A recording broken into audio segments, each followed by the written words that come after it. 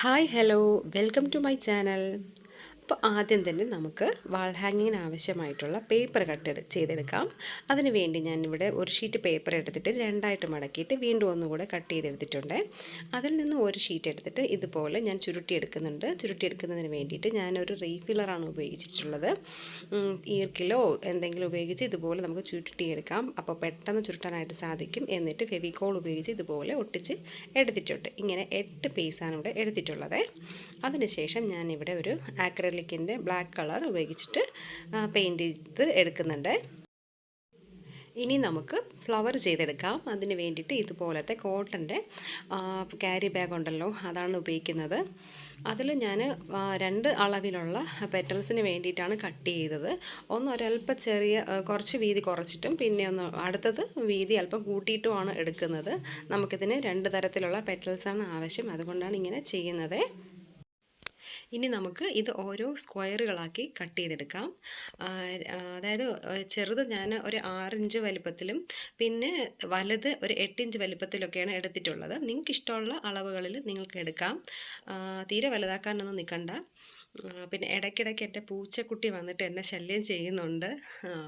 റൂമിൽ പൂട്ടിയിടാമെന്ന് വെച്ചാൽ ഭയങ്കര കരച്ചിലായിരിക്കും. അതുകൊണ്ടാണ് അതവിടെ പാവം നിന്നോട്ടെ.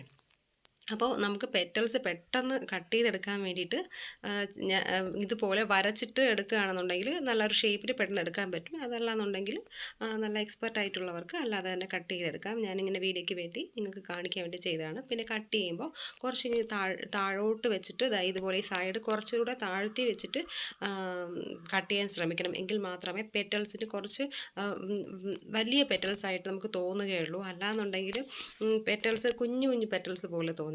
അപ്പം നിങ്ങളത് നല്ല വിരിഞ്ഞ നല്ല പെറ്റൽസ് വേണമെന്നുണ്ടെങ്കിൽ കുറച്ച് നമ്മൾ ഇതളുകൾ താഴ്ത്തി കട്ട് ചെയ്യാനായിട്ട് നോക്കണേ. അപ്പം നമുക്കിതുപോലെ എല്ലാം കട്ട് ചെയ്തെടുക്കാം. ഞാനിപ്പോൾ എല്ലാം കട്ട് ചെയ്തതിന് ശേഷം ഒരു ക്രയോൺസ് ഉപയോഗിച്ച് ഇതുപോലെ ചെറുതായിട്ട് ഓരോ ലൈൻസ് ഇട്ട് കൊടുക്കുകയാണ്.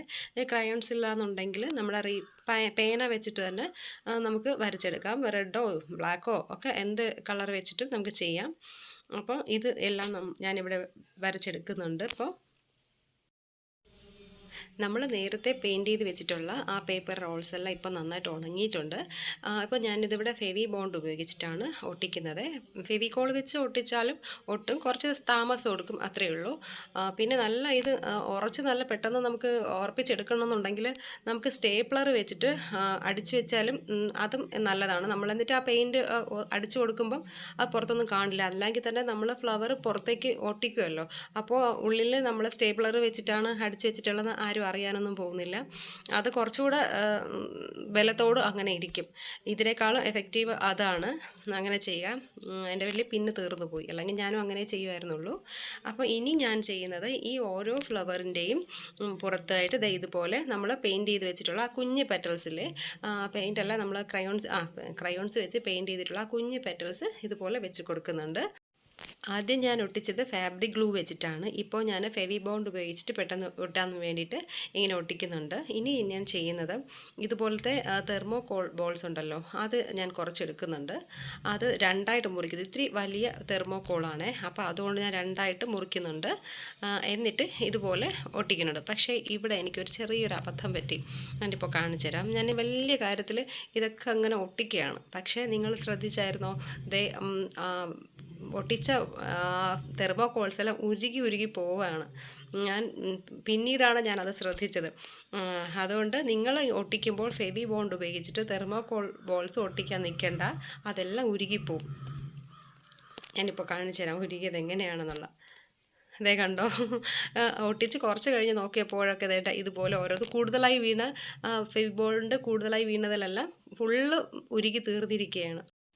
അതിനുശേഷം ഞാനെല്ലാം ഫാബ്രിക് ഗ്ലൂ ഉപയോഗിച്ചിട്ട് ഒട്ടിച്ചു. ഫെവിക്കോൾ വെച്ച് ഒട്ടിച്ചാലും പെട്ടെന്ന് ഒട്ടും, പക്ഷേ എൻ്റെ കയ്യിൽ തീർന്നു പോയി. അതുകൊണ്ടാണ് അങ്ങനെ എനിക്ക് ഫാബ്രിക് ഗ്ലൂ വെച്ച് ഒട്ടിക്കേണ്ടതായിട്ട് വന്നത്. അത് നന്നായിട്ട് ഒട്ടുന്നുണ്ട്, കുഴപ്പമൊന്നുമില്ല. ഇനി ചെയ്ത് വെച്ചിരിക്കുന്ന എല്ലാ ഫ്ലവേഴ്സും ഇതുപോലെ ഓരോ കോണിലായിട്ട് ഒട്ടിക്കുന്നുണ്ട്.